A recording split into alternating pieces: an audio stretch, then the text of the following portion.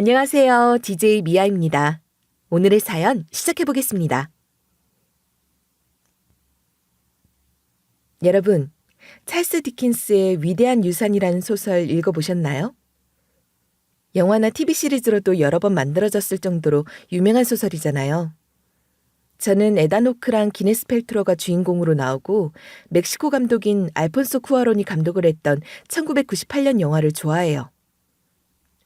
오래된 영화이기도 하고 당시 혹평도 많이 받았다고 하던데 저는 그 영화의 반짝거리는 장면들을 많이 기억하고 있답니다. 영화 얘기를 하려는 건 아니고요. 소설을 보면 결국 피비 메그위치에게서 받은 위대한 유산은 막대한 자산이라기보다는 자아에 대한 인식, 즉 정신적 성장을 할 수 있게 되었다는 거 아닐까요? 그러니까 위대한 유산은 일종의 성장소설이라고 생각해요. 오늘 제가 여러분들에게 하고 싶은 얘기의 키워드를 말하라고 한다면 아마도 유산이 될 것 같아요. 저는 돌아가신 시모에게 제가 상상도 할 수 없는 큰 재산을 유산으로 상속받았지만 시모가 제게 남겨주신 것은 재산 이상의 것이라고 생각해요. 메그위치가 피백에 남긴 것처럼 말이에요. 시모와 저의 인연, 그리고 제 남편의 이야기를 하면서 부모 자식의 관계에 대해서 그리고 살면서 우리가 진정으로 추구해야 하는 가치에 대해서 이야기하고 싶습니다. 저는 30대 중반이고요. 강원도에서 나고 자랐어요. 제 입으로 이렇게 말하는 게 좀 그렇지만 자타공인 천성이 순한 편이라 별 말썽 없이 학교에서나 집에서나 하라는 거 하고 하지 말라는 거 안 하면서 착실하게 학창시절을 보냈어요. 대학 진학은 하지 않았고 지역은행에 취직했는데 얼마 후 친정엄마가 돌아가셨어요. 그래서 저는 미련 없이 나고 자란 곳을 떠나기로 결심할 수 있었던 것 같아요. 엄마는 처녀의 몸으로 아들만 둘이 있는 아버지의 재혼상대가 되어 결혼해서 저를 낳으셨거든요. 그런데 엄마와 나이 차이가 많이 났던 아버지는 엄마를 그다지 귀하게 여기지도 않았고 집안이라는 도우미 정도로밖에 여기지 않았어요. 그러니 이복 오빠들도 엄마를 무시하고 가정부 취급을 했죠. 그렇게 살았으니 제가 집이나 가족에 대한 애정을 가질 수가 있었겠어요? 그 집에서 나오고 싶은 마음이 간절했고 제가 돈을 벌어서 자립할 수 있게 되면 엄마랑 그 집에서 나와 둘이 살고 싶다는 생각뿐이었어요. 그런 생각으로 열심히 일했던 건데 엄마마저 돌아가셨으니 더 이상 그곳에 있을 이유가 없었죠. 그래서 바로 지역 이동 신청을 했는데 마침 저와 비슷한 경력으로 맞교환이 가능한 지역이 있다고 해서 지역은 어디라도 상관없다고 바로 동의했어요. 그래서 오게 된 곳이 지금 살고 있는 전라도의 이 도시랍니다. 도시의 모든 것이 낯설었지만 저는 그런 낯설음이 오히려 좋았어요. 강원도를 벗어난 적이 한 번도 없었기 때문에 낯설지만 새로운 모든 것이 좋기도 했고 아버지와 이복 오빠들을 보지 않아도 된다는 것이 제일 좋았어요. 그럴수록 엄마 생각이 더 많이 나긴 했지만 말이에요. 그런데 은행에 자주 오시는 고객님 가운데 엄마를 생각나게 하는 분이 계셨어요. 엄마보다 연세는 많으시지만 분위기나 목소리가 참 비슷한 분이셔서 뵐 때마다 기분이 좋아지더라고요. 그런데 그분도 저를 참 좋게 봐주시는 것 같았어요.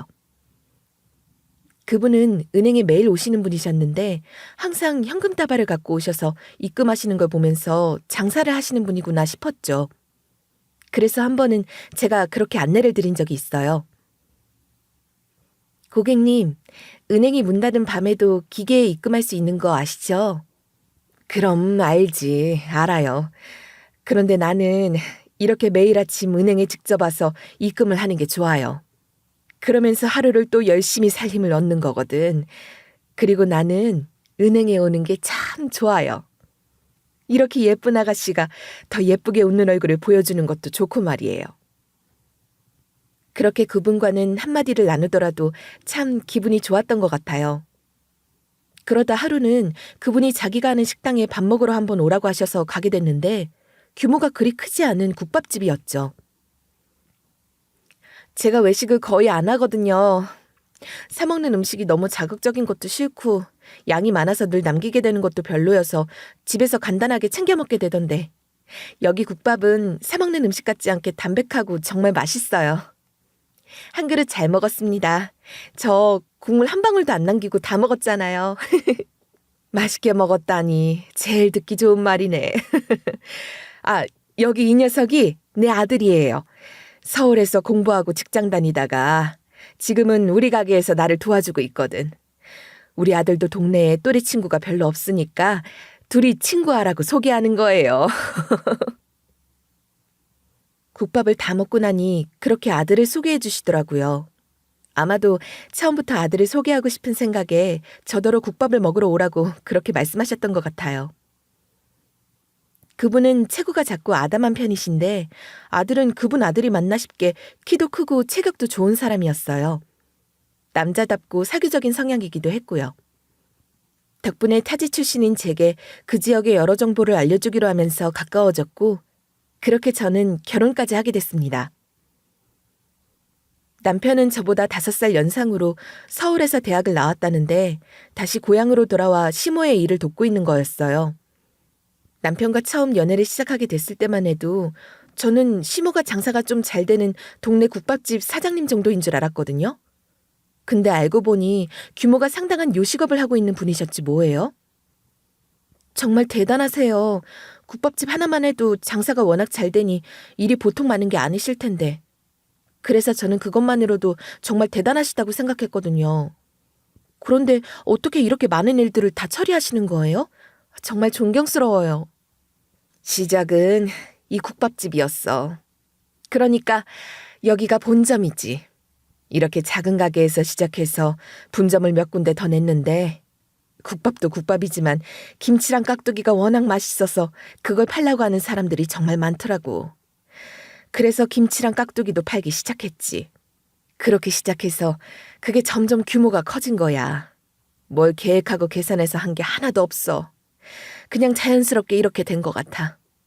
모든 게 감사한 일이지. 시모는 지역에 몇 군데의 지점을 두고 있는 국밥집 브랜드, 그리고 공장 시설을 갖추고 김치와 깍두기, 국밥 밀키트를 제조 판매하는 식품업 사업을 함께하고 있었어요. 시모가 하는 사업들은 전국적으로 잘 알려진, 그러니까 이름만 들어도 다 알 정도로 유명하거나 그러지는 않았지만 맛잘알인 매니아층을 형성하고 있었기 때문에 탄탄한 사업이라고 할 수 있었어요. 사업적인 부분은 시부가 많이 담당하고 계셨지만 애초에 시모가 일군 사업이고 시모가 대표를 맡고 있는 시모의 사업이었던 거죠. 그렇게 왜소한 몸에서 어떻게 그런 힘이 나오시는지 모르겠다 싶을 정도로 시모는 에너지가 넘치는 분이셨고 열정적인 분이셨습니다. 배울 점이 많은 분이셨어요. 사실 남편보다도 그런 시모에게 반해서 시모가 좋아서 남편과 결혼까지 하게 된 건지도 모르겠어요. 시모도 저를 며느리 삼고 싶다는 욕심에 아들을 소개한 것이기도 하니까 말이에요. 남편은 고향에 내려와 시모의 회사에서 일을 배우기 시작한 입장이었는데 시댁 재력으로 외아들 신혼집 하나 마련해 주시는 게 큰일은 아니었겠지만 제가 시댁에 들어가서 살고 싶다고 했어요. 결혼 전에도 시댁에 몇 번 간 적이 있었는데 시모와 시부는 사이가 무척 좋으셨고 따뜻한 가족의 사랑이 느껴지는 행복한 집의 기운이 너무 좋았거든요. 제가 늘 동경했던 그런 가족의 모습이었던 것 같아요. 또 그렇게 크고 넓은 집에 두 분만 사시게 하는 것보다는 우리가 들어가서 살면 좋겠다 싶었죠. 당연히 시부모님은 너무 좋아하셨고 남편은 그다지 내켜하는 것 같지 않았지만 모든 면에서 아직 부모님 의존도가 높은 처지이다 보니 남편도 그러기로 했어요. 결혼을 앞두고 강원도의 아버지께 연락을 드리긴 했거든요. 그런데 다 컸다고 따로 나가 살던 년이 결혼한다고 뭐라도 해주길 바라고 전화한 거냐고 하시더군요. 그런 게 아니라고 했지만 아무 소용도 없는 딸년이라며 앞으로 전화 같은 것도 할 것 없다고 하길래 인연 끊고 살자는 얘기구나 싶었어요. 그래서 저는 어렵게 시모에게 아무래도 아버지가 결혼식에 참석하기 어려울 것 같다고 알렸습니다. 저와 어느 정도 유대감이 있었던 만큼 시모는 저희 집 사정을 이미 알고 계셨고 너무 마음 쓰지 말라며 저를 더 위로해 주셨어요. 시부도 시모와 마찬가지로 저희 상황들을 잘 이해해 주셨고 두 분은 앞으로 우리가 네 부모가 되어주겠다고 하셨답니다. 그렇게 결혼해 시부모님을 제 부모님이라 생각하고 마음을 다해 살았던 것 같아요. 어느 정도 짐작은 하셨겠지만 남편은 그리 성실한 사람은 아니었어요. 그럼에도 나름 부잣집 아들이라는 허세는 있어서 씀씀이가 큰 편이었고 걸핏하면 시부모님께 돈을 해달라고 했어요. 그래도 시모 회사에 다니면서 일을 배우고는 있었는데 그마저도 못 해먹겠다고 나오기 시작한 거죠. 엄마, 나 정말 더 이상은 못하겠어요.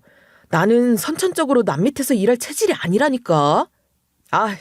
이제 진짜 더 이상은 못 해먹겠고 내 사업 해야겠어요. 네가 무슨 남 밑에서 일하는 서름을 안다고 그러니? 엄마 회사라고 네 멋대로 구는 거 엄마가 모를 줄 알아? 그리고 사업은 무슨 사업이야. 사업 자금은 있고? 엄마는 무슨, 내가 돈이 어딨어. 엄마가 해줘야지. 당연한 소리를 하고 그래요. 세상에 당연한 게 어딨니? 그래, 어디 사업 아이템이라도 한번 내놔봐. 투자할 가치가 있는 사업인지 아닌지 엄마가 한번 드러나 보자. 누가 들어도 투자해줄 것 같은 사업 계획서가 있으면 아무한테나 투자 받겠지. 그게 아니니까 엄마한테 부탁하는 거 아니에요. 엄마니까 이 아들 한번 믿어주세요. 내가 월급쟁이 할 체질이 아니어서 그렇지 내 사업 시작하면 얼마든지 잘할 수 있다니까. 친구들이 다 그래. 나는 사업가 기질이 있는 놈이라고. 경험도 없이 사업은 무슨 사업이야. 그렇게 아무거나 덜컥 버리려고 하지 말고 정 그렇게 네 사업이 하고 싶으면 국밥집 분점을 하나 내줄 테니까 그걸 맡아서 해봐. 그렇게 시작해서 경험부터 좀 쌓아보란 말이야. 엄마는 진짜 가오 빠지게 국밥집이 뭐야. 애당초 그런 거랑 나랑은 안 맞는 거라니까. 나 참. 그러니까 회사도 못 다니겠다고 하는 거예요. 국밥집은 됐고 내 사업할 수 있게 제대로 좀 밀어주세요. 나 엄마 아들이잖아. 잘할 수 있어요. 자기 엄마 회사 다니면서 사장 아들인 거 엄청 티내면서 완전 편하게 회사 생활한 거 다 아는데 그러면서도 남 밑에서 일하는 거 못 해먹겠다면서 그저 부모 믿고 사업자금 타령이나 하는 남편을 보면서 어이가 없더라고요. 배가 불러도 제대로 불렀다 싶었죠. 저도 시모와 생각이 같았고 남편이 경험을 좀 쌓으면서 사업이든 뭐든 해낼 수 있는 능력을 갖춰가길 바랐지만 남편이 매일같이 사업자금을 해내라고 난리를 치니 시부모는 결국 재산 일부를 증여 형태로 지원해 주시기로 하더라고요. 그리고 그걸로 남편이 시작한 사업이라는 게 결국은 카페였습니다. 엄마는 정말 이왕 증여를 하는 거면 통 크게 좀 해줄 것이지. 지금 받은 걸로는 턱없이 부족해. 아니, 어머님이 증여해 주신 돈이 적다고 지금 입이 대빨 나오는 거야? 그게 말이 돼? 특별할 것도 하나 없이 카페 하나 차려보겠다고 막무가내로 때를 쓴 거나 다름없는데 지금 지원해 주신 돈도 정말 큰 돈이야. 계약한 상가만 해도 대체 몇 평짜리야? 그렇게 큰 카페를 할 수 있는 충분히 큰 돈이라고. 개인 카페는 살아남기가 얼마나 힘든지 몰라서 그래? 그냥 잘 나가는 프랜차이즈 카페 하는 게 속 편한데 이건 뭐 일일이 신경 쓸 것도 너무 많고 잘 된다는 보장도 없고 이러니 내가 힘이 나겠냔 말이야. 내 말이 틀려? 응, 너무 틀려. 너무 틀렸어. 당신보다 훨씬 적은 돈으로 카페 창업하는 사람들도 얼마나 많은데 이 정도로 큰 돈을 지원받아 놓고도 부족하다 소리를 하는 게 말이 되냐고. 프랜차이즈 카페? 어머님이 지원해 주신 자금이면 웬만한 가성비 프랜차이즈, 테이크아웃 위주로 하는 실속 있는 카페는 얼마든지 할 수 있어. 그런데 그거 싫다면서. 번듯하게 인테리어도 해놓고 널찍한 프랜차이즈 카페 차리고 싶어서 이러는 거잖아. 뭐 대기업 프랜차이즈를 낼 정도로 지원받아서 할 생각인가 본데 날로 먹을 생각만 하니까 그런 소리가 나오는 거 아니냔 말이야. 그러니까 자꾸 그런 생각만 하지 말고 지금 갖고 있는 자금 안에서 할 수 있는 것들에 최선을 다해보자. 나도 도울 수 있는 건 도울게. 어머님이 어떻게 해주신 자금인데 열심히 해야지. 안 그래? 너는 어떻게 하는 말도 우리 엄마랑 그렇게 똑같니? 그러니 엄마가 마음에 쏙 들어서 며느리 삼고 싶어 했겠지. 내 사업은 내가 알아서 할 거니까 걱정하지 마. 신경 끄라고. 내가 얼마나 사업 수완이 있는지 보여줄 테니까 지켜보기나 해. 여러분, 저런 마음으로 사업을 하는데 제대로 될 리가 있겠어요? 남편 하는 일에 시작부터 초를 치는 게 아니라 정말 한심하기 짝이 없었습니다. 그놈의 카페인지 뭔지는 당연히 얼마 안 가서 망했고 그 뒤로도 또 시부모님을 졸라서 지원을 받아내어 위스키바를 하나 시작했다가 말아먹더니 먹는 장사는 아무래도 자기랑 안 맞는다면서 게임 사업이 대세 아니냐고 그걸 해보겠다는 거예요. 하는 꼴이 정신 상태가 영 글러먹은 것 같았어요. 아니 무슨 그쪽으로 아는 것도 없고 기술도 없으면서 뜨는 사업이라고 뛰어들면 다 되는 게 아니잖아. 당연하지. 아유, 걱정 마. 실무 담당할 친구가 있으니까 하려고 하는 거야. 그 친구랑 동업할 거야. 그 친구가 학교 어디 나왔는지 알아? 유학도 갔다 왔다고. 그러니까 이번에는 제대로 된 투자를 하는 거야. 동업하겠다는 친구가 꽤 좋은 대학 전작가 출신인데다 유학까지 한 인재라고 하니 시부모님도 이번이 마지막이라고 하시면서 한 번 더 사업 자금을 지원해 주셨거든요. 그런데 그게 제대로 된 게임 사업이 아니라 불법 게임, 말하자면 도박 사이트 같은 걸 운영하는 거였더라고요. 세상에 기가 막혀서 하다 별짓을 다 하는 거죠. 잘못하다간 경찰서 들락거리며 남편 옥바라지까지 하게 되는 거 아닌가 싶었어요. 시부모도 너무 놀라셨고 화도 많이 내셨습니다. 오죽하면 시모가 남편 머리채까지 잡으셨겠어요? 시부는 골프채까지 꺼내 드시고 하여간 난리도 아니었어요. 그 난리를 치고 나서야 남편은 다시 시모 회사에서 일을 하게 됐어요. 허드렛 일부터 제대로 배우라고 전보다 더욱 혹독하게 남편을 가르치고자 하셨고 돈도 진짜 필요한 만큼만 주셨죠. 그리고 그 무렵 시부가 지병으로 돌아가셨습니다. 시부가 당뇨가 심하셨는데 여러 차례 합병증으로 고생을 하시긴 하셨는데 결국 그렇게 돌아가신 거예요. 시부가 돌아가시고 나니 남편이 시모에게 뭐라고 한 줄 아세요? 정말 어이가 없어서 죽는 줄 알았어요. 아버지 돌아가셨으니까 아버지가 나한테 남기신 유산으로 분가할래요. 분가시켜주세요.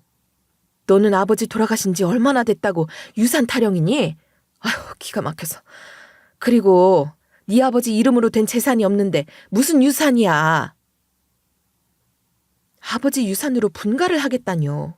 시모는 정말 기막혀 하시면서 단호하게 한마디로 일축하셨어요. 앞에서 설명했다시피 시모가 대표고 이 사업을 이만큼 키운 것도 시모셨으니 경제권을 거의 시모가 다 갖고 있었어요. 그러나 남편은 포기하지 않고 이런 식으로는 못 산다면서 지멋대로 시모 회사도 그만두겠다고 하면서 시위하듯이 또 난리를 치더라고요. 분가 얘기를 하면서도 저한테 한마디 상의도 없었어요. 결국 시모는 남편한테 희망도 미련도 없어지신 건지 분가를 시켜주셨습니다. 마침 세입자가 나가게 된 작은 아파트가 하나 있었는데 그리로 분가를 시켜주신 거예요. 지 생각에는 아마도 이 꼴 저 꼴 안 보고 싶다는 심정이셨을 것 같아요. 남편은 지 돈으로 분가한 것도 아니면서 의기양양하더니 시모 회사는 일 못하겠다고 하면서 기어이 다른 직장을 알아보고 다니더라고요. 그래도 서울에 있는 대학을 나와서 그런지 취직이 또 되기는 되는 거예요. 저는 그것도 참 신기했던 것 같아요. 하여간 취직을 해서 좀 다닌다 싶으면 어김없이 못해먹겠다고 때려치고 또 다른 직장을 알아보다가 다녀보더니 또 금방 때려치고 몇 달 간격으로 직장을 그렇게 옮겨 다니는 거 있죠? 그러더니 그놈의 사업병이 또 도진 거예요. 이번에는 친구랑 채팅 어플 사업을 한다나요? 채팅 어플? 이번에도 친구랑 하겠다는 거야? 그 친구는 또 누구야? 또 이상한 일 하는 사람인 거 아니야? 지난번 그 일만 생각하면 지금도 심장이 철렁 내려앉는 것 같아. 나 정말 걱정돼서 그래. 어떤 친구야? 채팅 어플이라는 것부터가 나는 좀 별로인 것 같거든. 걱정하지 마. 이 친구는 진짜 그런 애 아니야. 법 없이도 살해야. 불법적인 거 뭐 그런 건 알지도 못하고 할 줄도 모르는 진짜 건실한 친구라고. 조만간 그 친구랑 같이 엄마 찾아뵙고 사업 자금 받아올 거야. 사업하는 사람들 다 실패 몇 번은 하고 그러는 거지. 아무리 생각해도 나는 사업을 해야 할 것 같아. 그러니까 당신도 엄마한테 다른 소리 말고 나 밀어주는 얘기나 좀 하란 말이야. 알았지? 건실한 친구가 채팅 어플 사업을 하냐 싶은 마음에 의심부터 생겼어요. 물론 제 편견이나 고정관념일 수도 있지만 뉴스나 미디어에서 볼 수 있는 채팅 어플이라는 게 그리 좋아 보이지는 않았기 때문입니다. 그래도 이번에는 시모에게 사업 자금 내놓으라고 들어눕진 않길래 제발 제대로 된 사업을 잘해보길 바라는 마음이었어요. 저는 뭐 그런 쪽으로는 아예 몰라서 처음에 채팅 어플이라고 할 때는 또 무슨 불법적인 건 아닌가 걱정했는데 다행히 그런 건 아니라고 하더라고요. 무슨 그런 어플을 기반으로 사기를 치는 사기꾼들이 있긴 하겠지만 그런 어플을 운영하는 것 자체는 불법이 아닌 거죠. 그런데 알고 보니 남편이 친구와 하고 있는 채팅 어플이라는 게 여자 알바생을 고용해서 어플을 이용하는 일반적인 유저인 것처럼 채팅도 하고 통화도 해주면서 그 시간이나 메시지 주고받은 양만큼 정산을 해주는 그런 시스템으로 운영되는 거였어요. 결국에는 또 이런 식이구나 싶어서 어이가 없었죠. 그런 식으로 운영하는 것도 일종의 사기 아니야? 아니, 왜 항상 그런 식으로 사업을 하는 거야? 이게 왜 사기야? 어차피 여자랑 그런 시시껄렁한 농담 따먹기나 하고 싶어하는 남자들이 이용하는 어플인데 그런 놈들 더 재밌게 놀 수 있도록 전문적인 알바생까지 고용해서 판을 깔아주는 거잖아. 훨씬 더 재밌게 놀 수 있도록 해주는 거라고. 이건 오히려 내가 운영하는 어플 유저들이 나한테 고마워해야 하는 일이야. 아주 당당하시네. 불법은 아니다 이거야? 불법이고 합법이고를 떠나서 왜 꼭 그렇게 이상한 일들을 골라서 하려고 하는지 이해가 안 돼서 그래. 돈 적게 벌어도 좀 건전한 일, 어머님께도 떳떳하게 내보일 수 있는 일을 할 수는 없는 거야? 돈 벌어다 줘도 지랄이네. 부모 간섭 지긋지긋해서 분가했더니 마누라가 더하다 더해. 내가 이러니까 집구석에 들어올 맛이 나겠냐? 아우 씨 짜증나서 정말. 대체 이런 놈이랑 왜 사나 싶으시죠? 사실 저도 몇 번이나 이혼 생각을 했어요. 그렇지만 그럴 수가 없었습니다. 시댁에서 사는 동안 큰애가 태어났고 분가한 후에 둘째도 태어났으니 두 아이를 생각하면 이혼보다는 제가 참는 게 낫겠다고 생각했었어요. 제가 아들만 둘이거든요.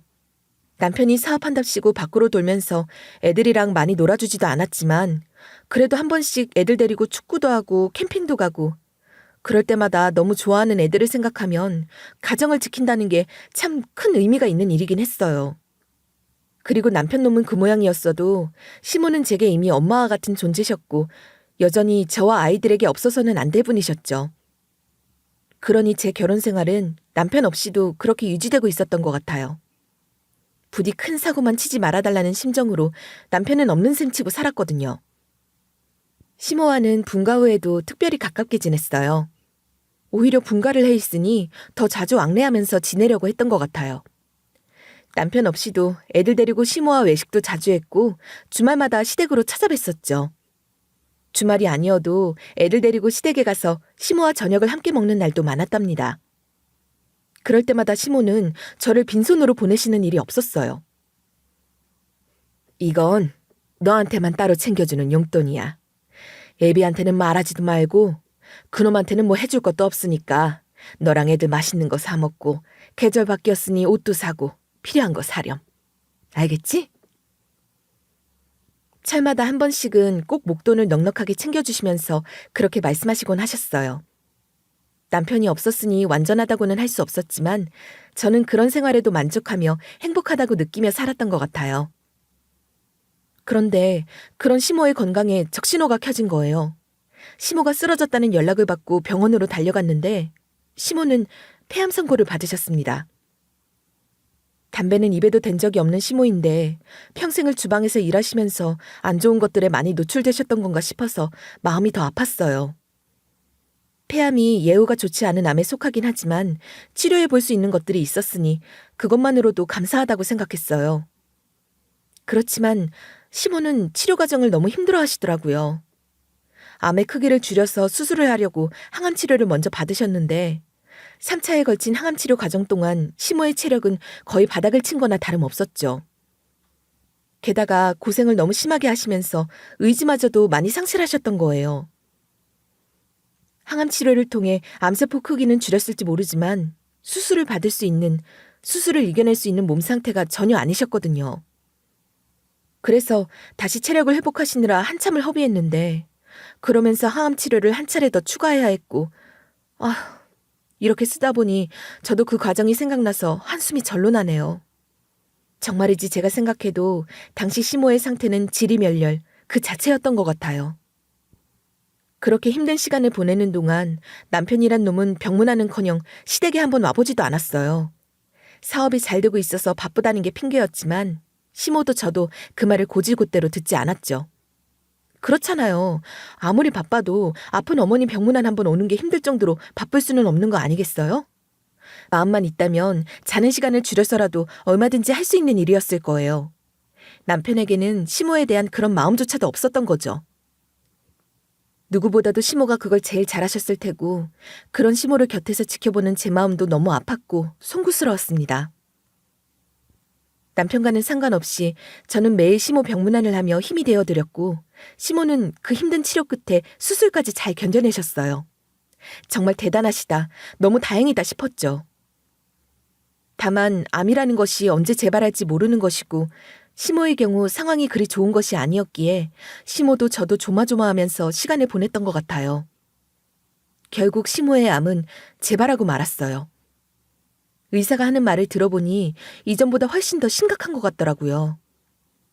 전보다 더 혹독한 치료 과정을 견디셔야 했고 전보다 완치 생존 확률은 현저히 낮은 현실에 처한 거였습니다. 에미야, 나는 그 힘든 치료를 다시 받으면서 남은 시간을 고통 속에 끔찍하게 보내기가 싫어. 그러고 싶지가 않아.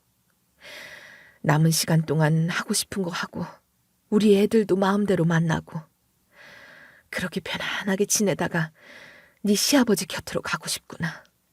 어머니, 그게 무슨 말씀이세요? 그렇게 다 포기하실 정도로 절망적인 상황도 아닌데 치료를 포기하신다는 건 말도 안 돼요. 치료 잘 받으셔서 다시 건강해지시고 그렇게 오래오래 사셔야죠. 그래야 우리 애들 대학 가는 것도 보시고 장가 가는 것도 보실 거 아니에요. 내 몸은 내가 잘 알아. 이번에는 아무리 치료를 받아도 나아질 것 같지가 않아. 내 말이 맞아. 그러니까 에미야, 나 더 힘들게 하지 말고 내가 하고 싶은 대로 할 수 있게 해주렴. 네가 아니면 누가 나를 도와주겠니? 시모는 이미 확고하게 결심이 서신 상태였죠. 본인이 치료 의지가 없으면 어찌할 도리가 없는 거잖아요. 암이라는 무서운 병과 싸울 때는 환자의 의지가 치료의 과정이나 결과에 큰 영향을 끼치는 건데 제가 아무리 눈물로 호소하고 시모를 설득해보려고 해도 어쩔 수가 없었어요. 결국 시모의 뜻을 존중할 수밖에요. 시모가 원하시는 대로 더 좋은 시간을 많이 보내실 수 있게 최선을 다해야겠다고 생각하는 것이 제가 할 수 있는 최선이었습니다. 어머니, 모처럼 저희 집에 모셔서 제가 지은 따뜻한 밥 한 끼 대접해드리고 싶어요. 어머님만 괜찮으시면 말이에요. 저희 집에 모셔서 어머님 드시고 싶은 거 다 해드릴게요. 뭐 드시고 싶으세요? 같이 장 봐서 맛있게 해먹어요. 네? 네가 해주는 건 다 맛있어. 오랜만에 너희 집에 가는 것도 좋고 말이야. 그거 해다오. 네가 잘하는 거 있잖아. 버섯 종류별로 다 넣고 만드는 샐러드 말이다. 그게 먹고 싶구나. 에이, 겨우 버섯 샐러드예요? 좋아요. 몸에 좋은 버섯 잔뜩 넣고 맛있게 해드릴게요. 같이 먹을 고기도 좀 사고 된장찌개 끓여서 맛있게 먹어요, 어머님. 자꾸만 눈물이 나려고 해서 정말 힘들었어요. 시모에게 우는 모습을 보여드리고 싶진 않았거든요. 그렇게 겨우 장을 봐서 시모와 함께 집으로 들어갔는데 어쩐 일로 남편이 일찍 와 있더라고요. 시모가 치료를 받는 동안 얼굴 한번 비춘 적도 없었으면서 시모의 건강에 대한 안부는커녕 틱틱거리면서 시모를 맞는 남편은 정말 구제불능이었어요. 어쩐 일이세요? 이 시간에 여기를 나오시고? 요즘 장사가 잘 안 돼요? 한가하신가 봐요? 금전적으로 지원을 끊어버린 시모에게 못마땅하다는 티를 내는 건데 아니, 지가 유딩도 아니고 초딩도 아니면서 어떻게 저럴 수가 있나 싶었어요. 그 꼴을 보는데 제가 너무 화가 나서 어머니 재발하신 것도 얘기하고 정신 차리라고 할 참으로 나서는데 시모가 그걸 눈치채셨는지 제 말을 막으시는 거예요. 어차피 이 집도 내 이름으로 된 내 집인데 내 맘대로 오지도 못하니? 내가 원하면 언제든지 올 수 있는 내 집이야. 너야말로 이 시간에 어떻게 집에 있니? 일이 바쁘다고 하더니 말이다. 항상 감탄하는 거지만 작은 체구에서 어떻게 저런 카리스마가 나오는 건지 신기해요. 문제는 시모가 그렇게 말씀하시는데도 남편 놈은 정신을 못 차린다는 데 있었죠. 사업자금 좀 도와달라고 하는 건 들은 척도 안 하고 모른 척 하시더니 며느리랑 손주는 보고 싶으신 모양이에요? 자식한테 주기는 싫으면서 받고는 싶으신 거 아니냐고요. 주기는 싫고 받고만 싶은 건 도둑놈 심보라고 엄마가 늘 얘기하시면서 지금 엄마가 하고 있는 게 도둑놈 심보랑 다를 게 뭐야? 에이씨. 그렇게 비아냥거리기까지 하더니 서재로 들어가면서 문을 쾅 닫아버리는데 어찌나 세게 닫았는지 거실이 다 울리더라고요. 한 소리 하고 싶었지만 우선은 시모와 식사부터 잘하고 나중에 얘기하자 싶었고 차라리 남편 놈은 그렇게 서재에 들어가서 안 나오는 게 도와주는 거다 싶어서 내버려두자 싶은 마음이었던 것도 있었어요. 시모는 남편이 듣지 못하게 작은 목소리로 제게 말씀하셨죠.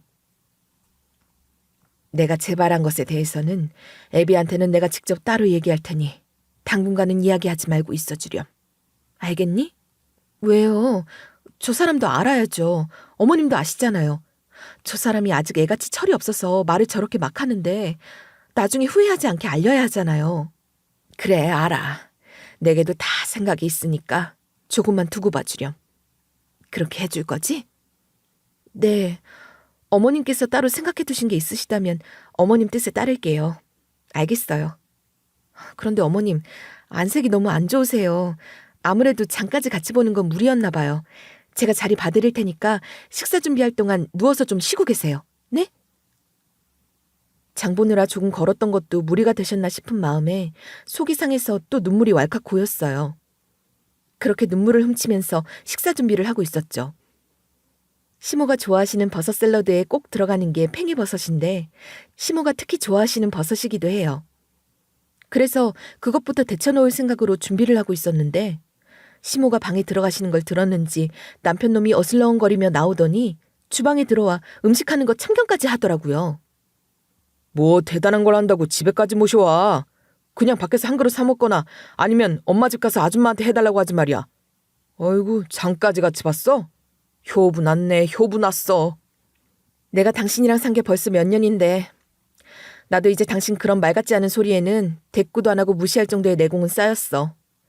그러니까 괜한 시비 걸지 말고 서재에서 당신 볼일 보든지 아니면 그냥 나가든지 알아서 해. 아이고, 그러냐? 잘났다 아주. 뭐, 버섯 샐러드 하는 거야? 근데 뭐하러 버섯을 데치고 난리야. 번거롭잖아. 어차피 샐러드 아니야? 샐러드는 생으로 먹는 건데 귀찮게 데치고 시키고 그딴 걸 왜 해? 모르면 그런 무식한 소리 하지 말고 그냥 좀 가만히 있어. 버섯 샐러드에 들어가는 버섯은 다 익혀서 내잖아. 내가 만든 걸 그렇게 여러 번 먹어놓고도 그런 소리를 하는 거야? 왜 그래? 일부러 그래? 그리고 팽이버섯은 특히나 생으로 먹으면 자칫하다가는 식중독 걸려. 언젠가 미국에서는 생팽이버섯 잘못 먹었다가 죽은 사람도 있다는 기사도 봤다고. 뭘 알기나 해? 무식한 소리 하면서 괜한 참견하지 말고 당신 볼 일이나 보라니까. 샐러드에 그깟 팽이버섯이 얼마나 들어간다고 죽는다 소리까지 하냐? 귀찮게 데치지 말고 그냥 먹여. 노인네 앞으로 더 살아봤자 얼마나 산다고 그러냐? 저 연세에 암이 또 언제 재발할지도 모르고 그럼 그 치료 버티는 것도 쉽지 않을 거라고. 언제 죽어도 이상할 것 없는 게 우리 엄만데 그때 죽으나 지금 죽으나 뭐가 다르냐 이거지. 좋아하는 거 먹고 죽는 것도 나쁘지 않은 거 아니냐? 내 말이 틀려? 그러면서 낄낄거리기까지 하는 거예요. 순간 진심으로 욕이 튀어나왔어요. 뭐 이런 미친 새끼가 다 있어. 네가 사람이냐? 어떻게 너 같은 게 어머님한테서 태어났는지 정말 모를 일이야. 어머님이 들으시면 얼마나 서운하시겠니? 내가 이렇게 억장이 무너지는 것 같은데 어머님은 어떠시겠냔 말이야. 내 목소리가 큰 것도 아니고 방에 들어가서 문도 닫고 있는데 하나도 안 들리니까 걱정하지 마. 네 목소리가 더 커, 알아? 나도 서재에 문 닫고 들어가 있으니 아무 소리도 안 들려서 둘이 무슨 얘기하나 방문에 귀 대고 듣다가 나와본 거야. 들리긴 뭐가 들린다고 난리야. 하여간 호들갑은 알아줘야 한다니까. 넌 이게 장난이니? 그렇게 대수롭지 않은 일이야? 어떻게 인간이 이렇게까지 생각이 없을 수 있나 싶다. 당신을 보니까 경멸이란 말이 이래서 생겼나 싶어. 역겹다 정말. 부모 귀에 안 들어가면 상관없는 거야? 그런 페류나 같은 소리 하는 게 아무렇지도 않아? 당신도 자식 낳아 기르면서 어떻게 그럴 수 있어? 너 같은 건 쓰레기만도 못한 존재야. 싹 다 쓸어다 폐기 처분할 수 있으면 좋겠어. 지금 솔직한 내 심정이야. 뭐? 쓰레기? 폐기 처분? 옆편 내가 오냐오냐 하니까 정신이 아예 나간 거지? 고 하나 다름없는 년 데려와서 결혼하라고 할 때부터 알아봤어야 하는 건데 말이야. 어? 네가 우리 엄마한테 시집 온 거야? 내가 네 남편인데 남편한테 말버릇이 그게 뭐냐? 계집이라는 게 고분고분한 맛도 하나 없고 그렇다고 예쁘기를 하나. 우리 엄마 죽고 유산 받고 나면 네 년이랑 이혼부터 할 거야. 제대로 버려줄 테니까 기대해. 남편은 제가 싫은 소리 한 것에 꽂혀서는 아주 신이 난 듯 소리를 지르면서 막말을 쏟아내기 시작했죠. 그러니 방에 누워 계시던 시모도 놀라서 밖으로 나오셨던 거예요. 남편은 열받아서 자기도 모르게 큰 소리를 지르면서 떠들었다는 걸 뒤늦게 알아차렸겠지만 이미 후회해도 소용없는 일.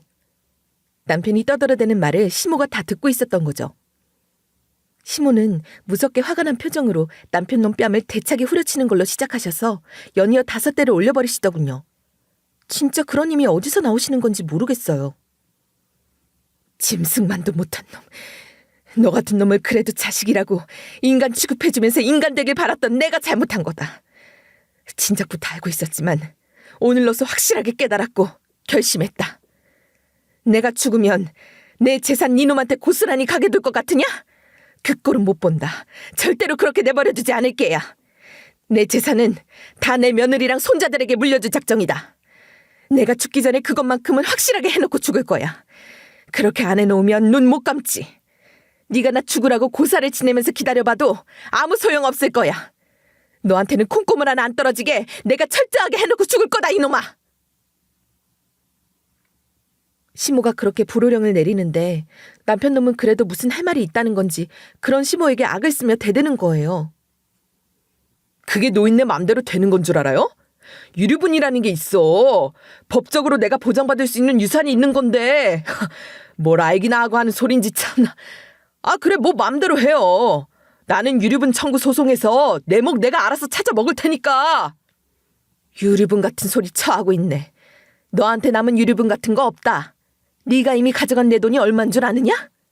이미 증여로 네 놈 밑에 들어간 돈이 네가 유류분 소송에서 얻을 수 있는 돈보다 훨씬 많아.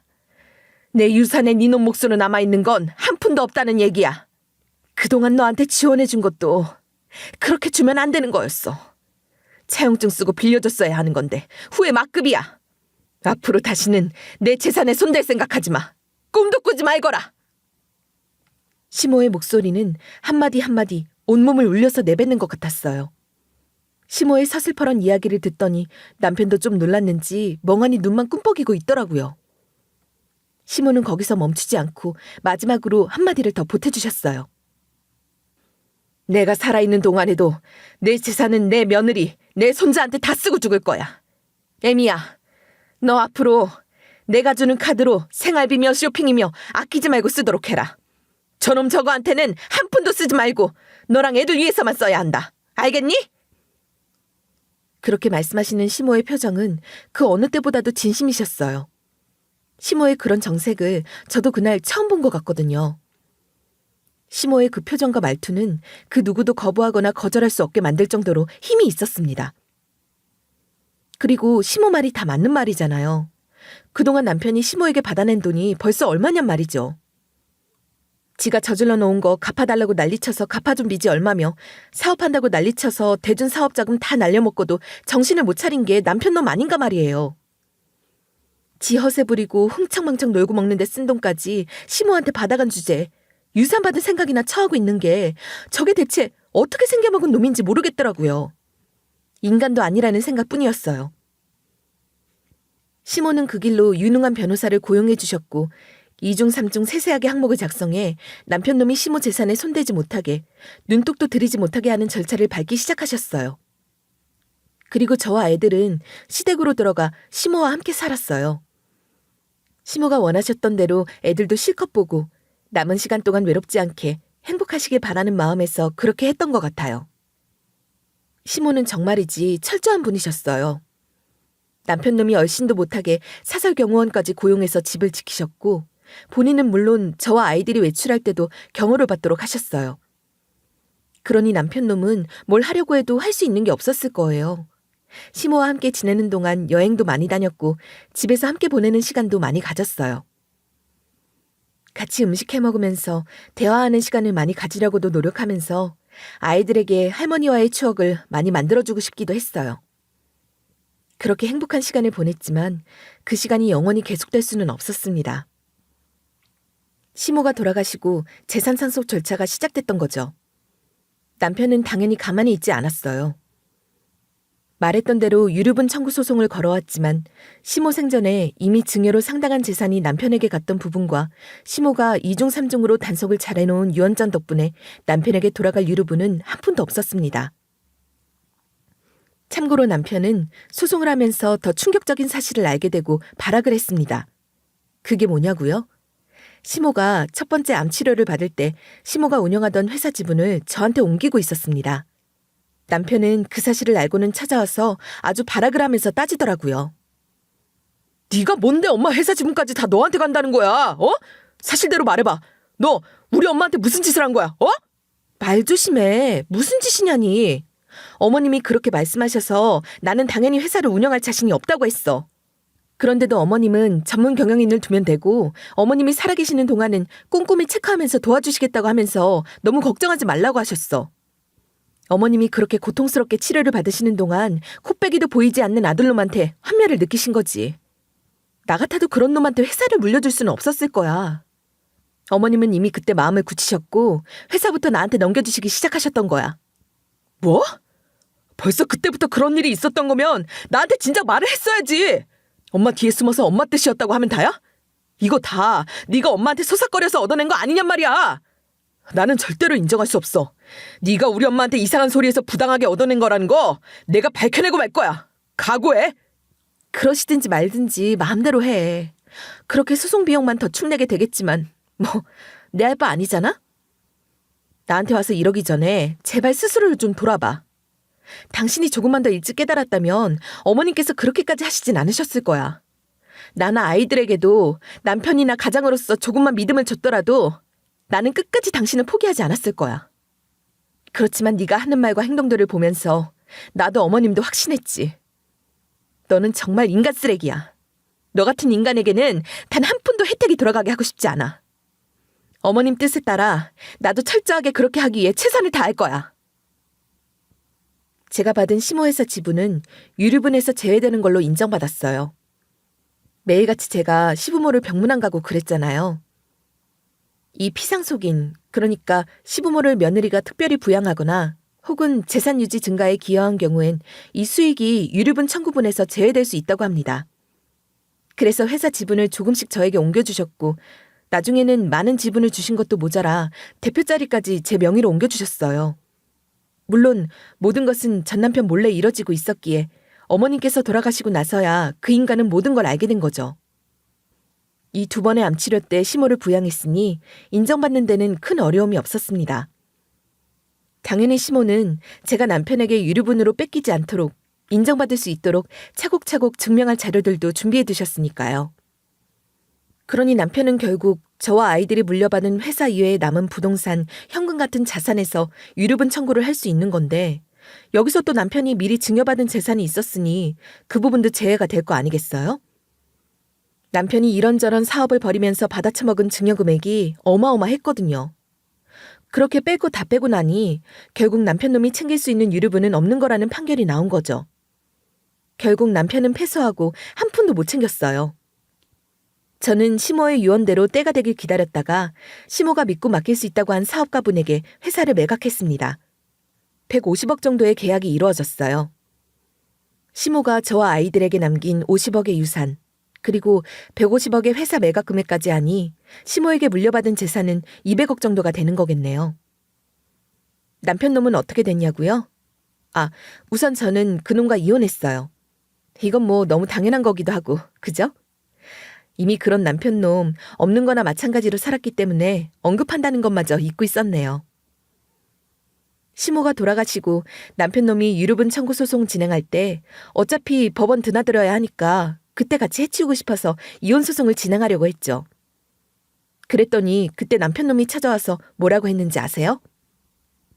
네가 원하는 대로 이혼해 줄 테니까 유산에서 일정 부분 조금이라도 좀 떼어줘. 솔직히 인간적으로 그 정도는 해줘야 하는 거 아니니? 지금 인간적으로라고 했니? 네 입에서 그런 소리가 나오니까 그냥 우습다. 나 좀 웃어도 되지. 넌 지금 그게 무슨 딜이 된다고 생각해서 딜을 치려고 하는 거니? 어림없는 소리 하지도 마. 어머님이 남기신 유산은 내 투기 재산이야. 그러니까 너한테 돌아갈 목 따위는 없어. 떼어주긴 뭘 떼어줘. 웃기고 있네 정말. 투기 재산이라고 전부 재산 분할해서 제외되는 건 아니잖아. 그러니까 법정에서 돈 써가며 골치 아프게 시간 낭비하지 말고 우리끼리 좋게 합의해서 해결하자는 거 아니야. 그래, 너 말 잘했다. 특유 재산이라도 네가 기여한 부분이 있으면 분할 대상이 될 수 있겠지. 그런데 네가 기여한 게 뭐가 있니? 하다못해 전업주부라도 집안일한 걸로 기여도를 인정받을 수 있는 거거든. 너도 어디서 그런 소리를 듣고 와서 나한테 이러는 거겠지만 안타깝게도 네가 기여한 게 아무것도 없다고. 알겠니? 네가 살림을 한 것도 아니고 육아도 다 나 혼자 했고 그렇다고 회사 일에 기여한 것도 없잖아? 생각해보니까 말이야. 네가 망나니처럼 살아준 덕분에 내 투기 재산을 빼앗기지 않고 지킬 수 있는 것 같네. 고맙다, 이 쓰레기야. 참 아이러니한 일이죠? 인간 같지 않은 그 인간이랑 사는 게 그렇게 힘들었는데 그 덕분에 시모가 제게 주신 재산을 그대로 지킬 수 있게 된 거니까 말이에요. 남편놈이 내미는 카드는 아무런 힘이 없었고 저는 그냥 소송으로 깔끔하게 처리할 작정이었어요. 그랬더니 남편은 그럼 양육비만이라도 포기해달라면서 그럼 그냥 합의해주겠다고 하더라고요. 그래서 그렇게 협의 이혼했습니다. 소송 과정이 싫기도 했고 소송으로 위자료 내 양육비 내 뭐 최대한 뜯어내겠다는 생각도 아니었고 어차피 남편은 개털인데다 시모에게 받은 유산이 있으니 저는 그냥 이혼 자체가 목적이었잖아요. 남편 놈 근황 이야기로 다시 돌아가자면 그놈은 시모가 암에 걸렸을 때 이미 시모 죽으면 그 재산 다 지 거라고 설레발치며 돌아다니기 시작했고 같이 사업하던 친구놈이랑 작당해서 투자자 끌어모아 또 뭐를 해보겠다고 일을 잔뜩 벌여둔 모양이더라고요. 뭐 이젠 놀랍지도 않아요. 유산으로 받을 수 있는 돈은 땡전 한 푼 없었으니 그건 고스란히 빚으로 남았겠죠? 투자자들한테 사기 고소 무더기로 당하고 그 친구놈이랑 나란히 감방 갔어요.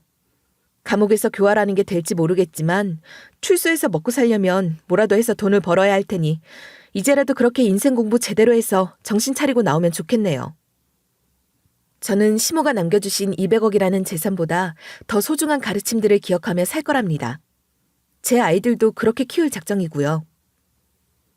부모 능력만 믿고 부모 재산이 지 재산인 것처럼 세상을 쉽게 생각하던 남편은 결국 부모의 존재마저도 부정하는 페르나가 되고 말았잖아요. 저는 제 아이들이 무엇보다도 바른 생각을 하는 사람으로 자랄 수 있도록 최선을 다할 거예요. 그러려면 저부터 그렇게 살아야겠죠? 시모가 남긴 재산으로 좋은 일을 하면서 저 스스로 더욱 발전할 수 있는 계기를 끊임없이 만들면서 살고 싶어요. 제 얘기 끝까지 들어주셔서 너무너무 감사드리고요. 더불어 많이 응원해주세요. 감사합니다.